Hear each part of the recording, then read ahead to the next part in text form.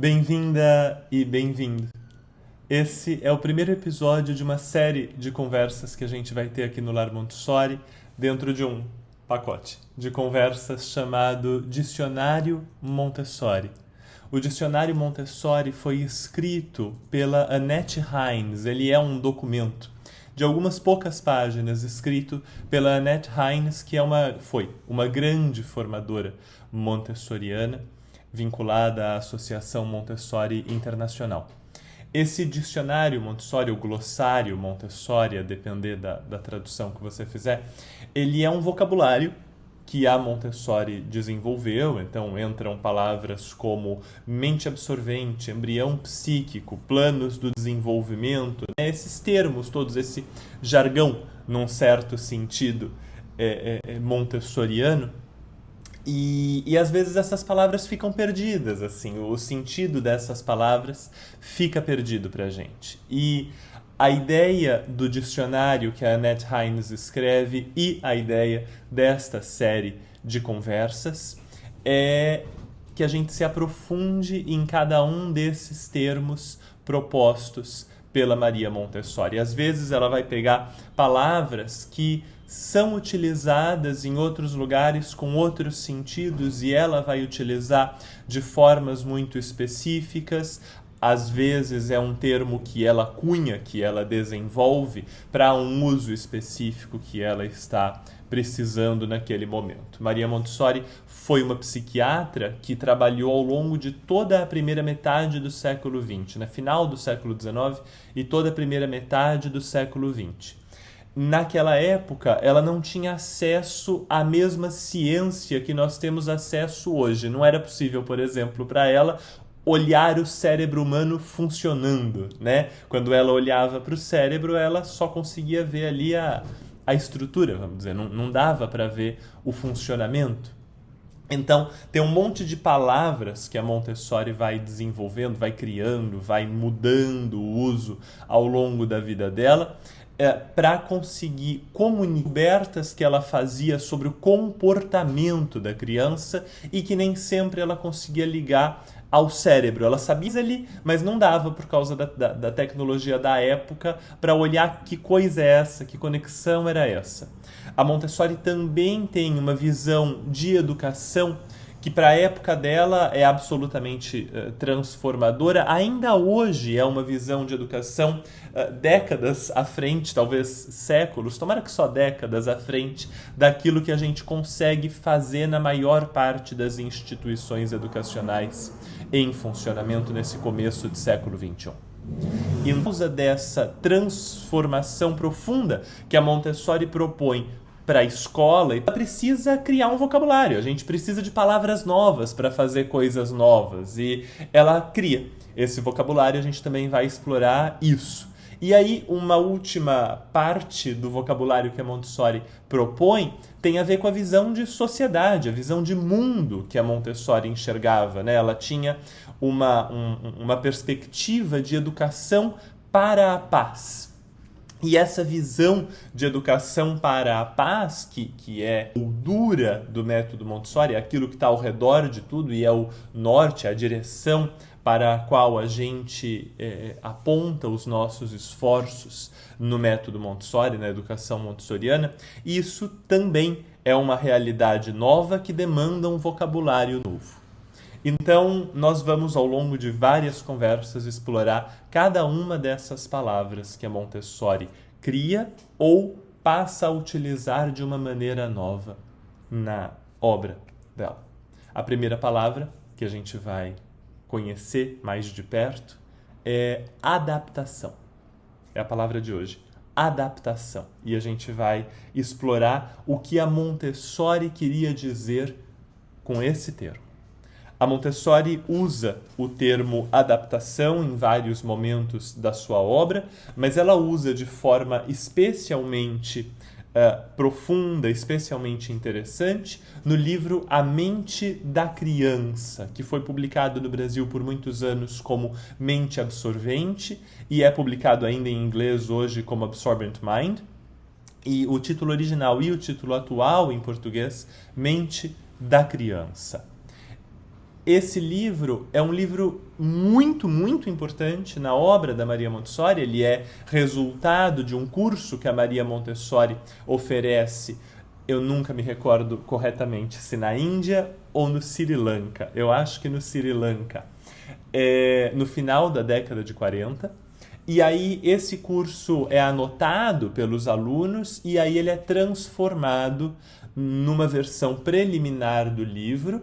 A Montessori pega essas anotações, edita, e então uma segunda edição do livro é publicada. Essa segunda edição é a que a gente tem em português, publicada atualmente pela editora Quirion, tá bom?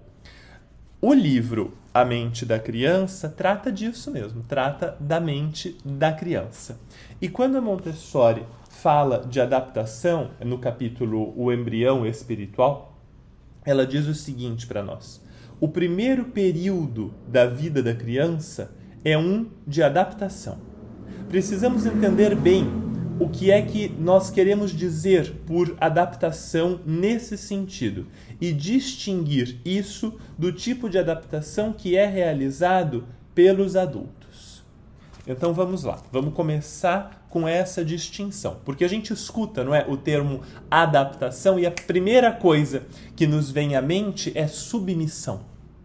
Não é isso? A gente escuta adaptação e pensa: isso quer dizer que eu preciso me adaptar ao que o outro deseja, eu preciso me submeter aos ditames da sociedade contemporânea, eu preciso simplesmente aceitar aquilo que é proposto pela contemporaneidade ou pelo mundo em que eu vivo ou pela sociedade ao meu redor. Não é isso que a Montessori propõe, por isso que ela faz essa diferenciação. Logo de pronto, ela diz para nós ali que a gente tem que diferenciar a adaptação, que é uma função da infância, da adaptação que o adulto às vezes precisa fazer, né? A adaptação que a criança precisa desenvolver, colocar em prática, que é uma função da infância, essa adaptação é biológica. O que a gente quer dizer com isso? Uma criança que nasça, por exemplo, em uma região muito fria, essa criança desenvolve uma determinada sensibilidade para o frio, que é diferente da sensibilidade para o frio de uma criança que nasça em uma região tropical, por exemplo, ou subtropical, quer dizer, uma região mais quente, né? Uma criança que nasça na Finlândia e uma criança que nasça no Alagoas vão ter diferentes sensibilidades para o frio e também, claro, para o calor. Porque aquilo não é inato, né? Aquilo não vem pronto com a criança. Se aquela criança que nasceu no Alagoas, por qualquer razão, nascesse na Noruega, ou na Finlândia, ou na Alemanha, lá no norte, lá na ponta do norte, né? E vivesse num ambiente muito frio, ela ia desenvolver outra sensibilidade. Ela não ia desenvolver a mesma. Aquilo não está no útero. Aquilo é uma adaptação da criança pós-nascimento. Da mesma maneira que a criança desenvolve uma determinada sensibilidade, determinadas reações para o frio ou para o calor, a depender do local e do clima onde ela nasce, também é verdade que a criança desenvolve uma determinada linguagem, a depender da linguagem, da língua que está ao redor dela quando ela nasce, nos primeiros anos da vida dela, e também é verdade que ela desenvolve uma determinada atitude frente ao mundo a depender do contexto social em que ela nasce. Por exemplo, se uma criança nasce em uma casa onde há segurança de moradia, quer dizer, todo mundo sabe que ainda vai ter casa amanhã. Nasce numa casa onde há alimento à vontade, ela não tem fome em nenhum momento, nem insegurança alimentar. Nasce numa casa onde adultos têm alguma compreensão de infância e conseguem então prestar atenção nas necessidades dessa criança, ser compassivos, pacientes, firmes, mas cuidadosos na educação dessa criança, ela vai ter um desenvolvimento X, que provavelmente vai levá-la a uma atitude diante da vida de segurança, de coragem, de honestidade, de maior tranquilidade, enquanto que uma criança que nasça num contexto, vamos dizer, contrário a esse, quer dizer, num contexto de insegurança de moradia, insegurança alimentar, incerteza sobre a próxima refeição, né? Incerteza sobre as atitudes dos adultos, porque os adultos ao redor dela não têm nem o conhecimento, nem as atitudes que precisariam ter para que ela pudesse ficar segura sobre o comportamento desses adultos. Ou essa criança nasce e se desenvolve nos primeiros anos de vida dela em um contexto de negligência, por exemplo. Essa criança vai ter outra atitude diante da vida. Provavelmente uma atitude de maior ansiedade, de maior insegurança, de mais medo, talvez de menos honestidade por causa da coisa do medo, né? Então, essa criança vai se adaptar. As duas vão se adaptar. Uma olha para o mundo e diz, ok. Ela não diz, isso é inconsciente, completamente inconsciente. Mas uma olha para o mundo e reage assim, ok, o mundo é seguro, as coisas são seguras, eu posso ir o mais longe que eu conseguir ir, eu tenho aqui atrás de mim, embaixo de mim, uma rede de segurança que se eu arriscar ali e der errado, tem uma galerinha aqui para me segurar, não importa o que eu faça, amanhã vai ter casa, vai ter comida e vai ter adulto me amando, então eu posso olhar para esse mundo aqui de um jeito X, de um jeito que talvez comunique ali mais segurança, mais competência, mais coragem, etc e tal. Enquanto que, e mais tranquilidade, portanto também mais concentração, tal. Enquanto que a outra criança... Opa, perdão, o pessoal que está no podcast acabou de ouvir um barulho aí e eu peço desculpa para vocês. Esse vídeo está sendo gravado, essa conversa está sendo gravada para YouTube e para podcast e o microfone caiu. De novo. Agora eu vou deitar o microfone para a gente não ter mais esse problema. Para quem está no podcast, eu peço desculpa, tá bom, gente? Continuamos. A criança que vive, que se desenvolve num contexto de negligência ou de várias inseguranças, também se adapta. Olha para o mundo e diz, ok, para eu funcionar aqui, qual é o tipo de comportamento que eu preciso ter? Entendeu? Eu preciso, por exemplo, vencer barreiras o tempo todo. Eu preciso, por exemplo, conquistar a atenção das pessoas ao meu redor, já que essa atenção não me é dada voluntariamente, espontaneamente. O que é que eu preciso fazer para que a minha vida neste mundo seja possível? A adaptação, a Montessori vai dizer para nós no mesmo capítulo, né, o embrião espiritual no livro A Mente da Criança. Ela continua dizendo para nós aqui que isso mostra, né, essa conversa toda que nós tivemos, que foi um resumão, uma explicação aqui de um pedaço do capítulo, isso mostra que a verdadeira função da infância é uma função adaptativa. Um pouquinho antes, no mesmo capítulo, a Montessori vai dizer: não há nada que seja formado na infância que possa um dia ser completamente apagado, né? Aquilo que é formado na infância nos acompanha por toda a vida. A proposta de infância da Montessori é que a criança cria o adulto. Pelos esforços da criança, pelo seu trabalho, pelo seu envolvimento com a vida, pelas experiências que ela vivencia, o seu cérebro se transforma. A partir daí, esta criança está fazendo o adulto do futuro. Então, se a gente olha ao nosso redor e a gente não está 100% satisfeito com o adulto que a gente é e com os adultos que a gente vê à nossa volta, a proposta da Montessori é que a esperança está na próxima leva de criadores de adultos.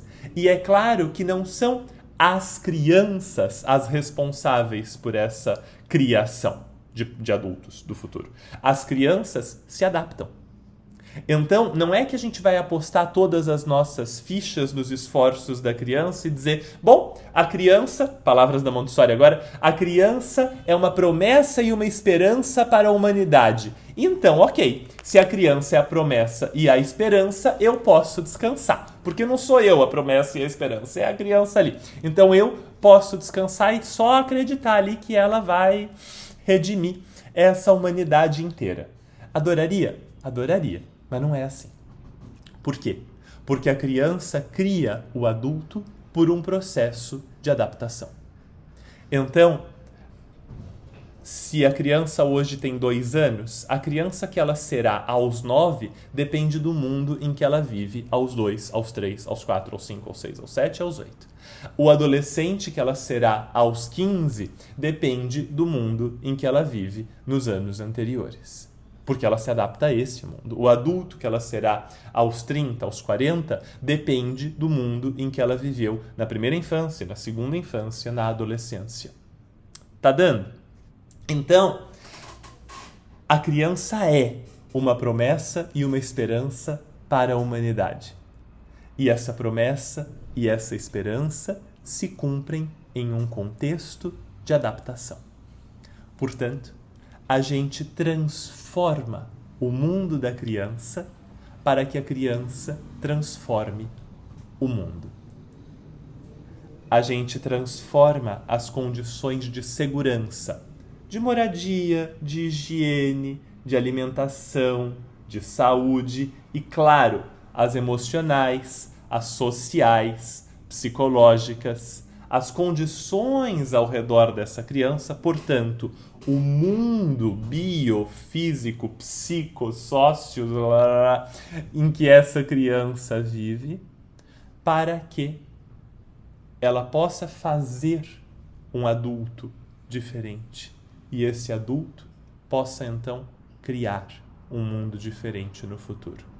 A Maria Montessori tem uma estrutura de obra fractal, do meu ponto de vista.